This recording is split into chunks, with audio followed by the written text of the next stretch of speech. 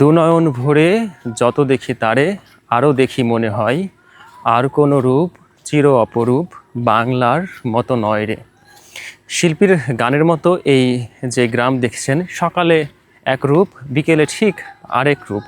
এই যে রূপের যে পরিবর্তন, রূপের যে সৌন্দর্য, একটু সামনে বন্ধুকে বলবো দেখাতে, সামনে একটু ক্যামেরাটা দেখান। যে শেষ বিকেলের দিকে যখন মাঠ চড়া শেষে গরুগুলো বাড়ি ফিরছে, রাখাল গরু বাড়ি ফিরিয়ে নিয়ে যাচ্ছে তেড়ে, আর দুই পাশে ধানের এই জমি এবং চাষিদের জীবনযাপনের যে চিত্র, সকালে আসলে যে দেখা যায় যে কর্মময় জীবনের ব্যস্ততা, এবং দিন শেষে দেখা যায় যে এই মানুষগুলোর যে ক্লান্তিময় বাড়ি ফেরা এবং কাজ শেষ করে কৃষকদের যে একটু বাইরে ঘুরতে বের হওয়া, বাজারে যাওয়া, তাদের এই নিত্যদিনের কাজগুলোর ভেতরে যে বিষয়টা আছে তা হচ্ছে যে এখানকার বৈচিত্র্যটা এতটাই রকমারি বৈচিত্র্য যে আপনি আসলে এখানে শুধু একটি বিষয় না, অনেকগুলো বিষয় পাবেন। তো আমরা আজকে এই গ্রাম থেকে বলা যায় যে বেশ কয়েকটি গ্রাম বিষয় দেখতে পাচ্ছি। বিশেষ করে কিছুক্ষণ আগে পাহাড় দেখেছি, এবং পাহাড়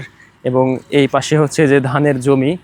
এবং এই গ্রামের সবথেকে মজার ব্যাপার হচ্ছে যে দূর দূরান্তে বাড়ি এবং খুব ফাঁকা ফাঁকা বাড়ি, এই ফাঁকা ফাঁকা বাড়ি এবং কৃষি জমি, কৃষকের কাজ, এগুলো দিয়েই বলা যায় যে ভরপুর। এবং জানিয়ে রাখি, এটি হচ্ছে যে সিলেটের গোয়াইনঘাট উপজেলার একটি গ্রাম।